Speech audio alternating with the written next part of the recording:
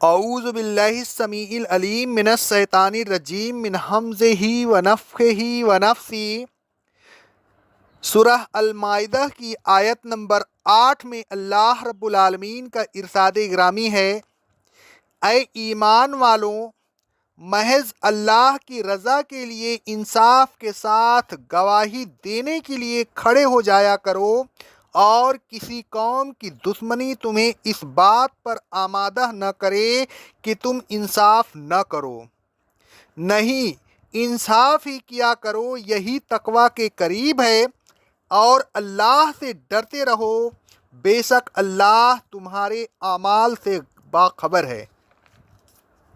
اللہ تبارک و تعالیٰ فرماتا ہے، یا ایہا الذین آمنوا کونوا قوامین للہ شہداء بالقسط، اے ایمان والوں، محض اللہ تبارک و تعالیٰ کی رضا کی خاطر انصاف کے ساتھ گواہی دینے کے لیے ایک کھڑے ہو جایا کرو، تمہاری گواہی سے کسی کی حق تلفی نہیں ہونی چاہیے، جھوٹی گواہی ہرگز نہ دیا کرو۔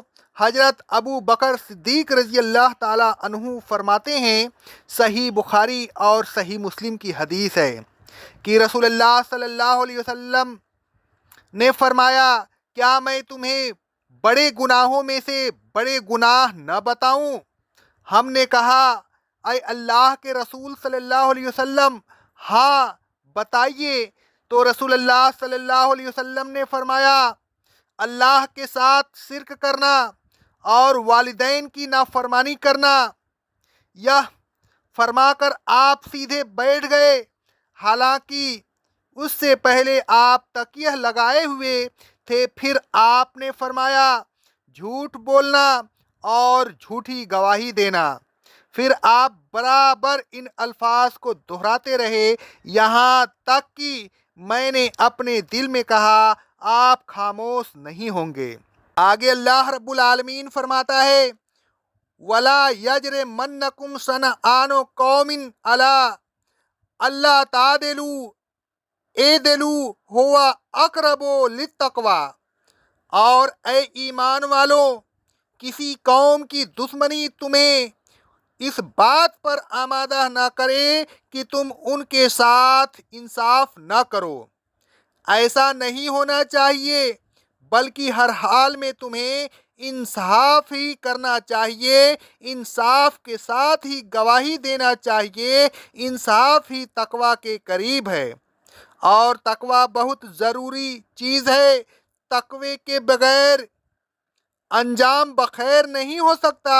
اللہ تبارک و تعالیٰ فرماتا ہے سورہ طٰہٰ کی آیت نمبر 132 میں، اور انجام بخیر تو تقوی پر منحصر ہے۔ آگے اللہ رب العالمین فرماتا ہے، وَاتَّقُوا اللَّهَ إِنَّ اللَّهَ خَبِيرٌ بِمَا تَعْمَلُونَ، اور اے ایمان والو، اللہ تبارک و تعالیٰ سے ڈرتے رہو، جو کچھ تم کر رہے ہو وہ اس سے باخبر ہے، اور کیونکہ وہ تمہارے اعمال سے باخبر ہے، لہذا اگر وہ تم کو تمہارے برے اعمال کی سزا دینا چاہے تو تم سزا سے بچ نہیں سکتے۔